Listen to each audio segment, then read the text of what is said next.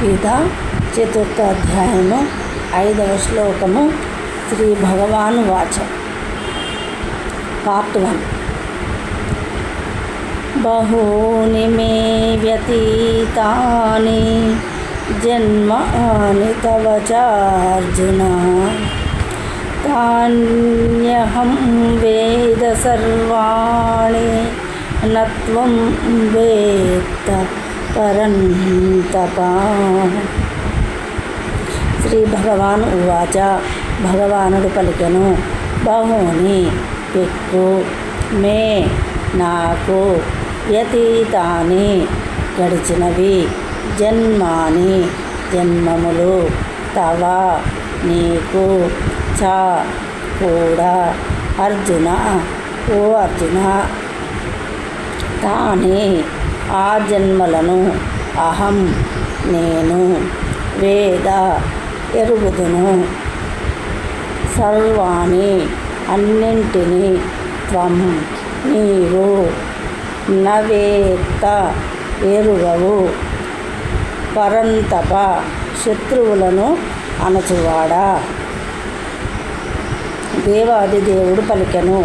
ఓ పరంతప నీకును మరియు నాకును పలు జన్మములు గడిచినవి.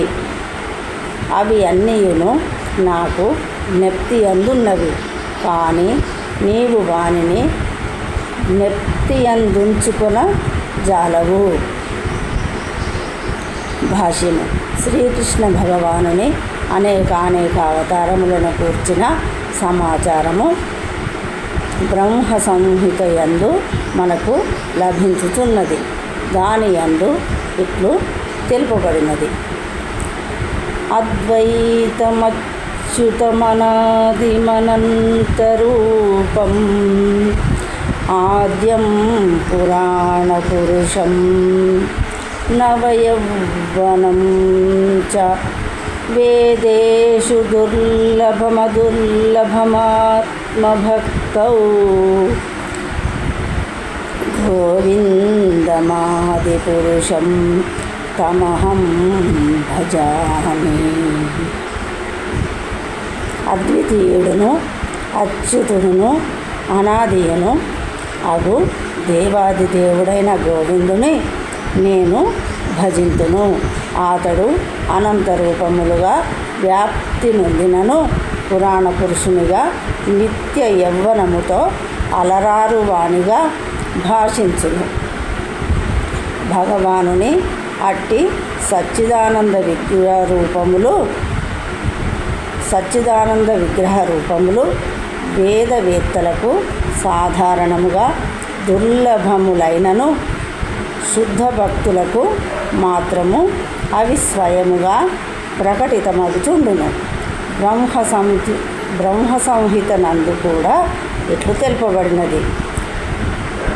రామాదిమూర్తిషు కళానియమేన తిష్టన్ నానావతారమకరోద్భువనేషు కింతు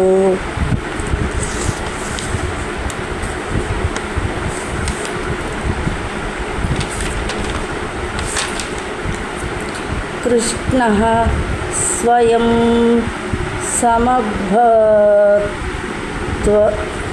సమభవత్ పరమః పుమాన్యో గోవిందమాదిపురుషం తమహం భజామి. రామ నృసింహాది వంటి అనేక అవతారములను ఇతరములైన అనేక అంశావతారములను ధరించువాడును మరియు ఆదిదేవుడైన శ్రీకృష్ణునిగా తెలియబడుచు స్వయముగా అవతరించడి వాడును అగు గోవిందుని నేను భజింతును. భగవానుడు అద్వితీయుడనియు తెలుపబడినను అనేక రూపములతో అవతరించుచుండునని వేదములందు తెలుపబడినది.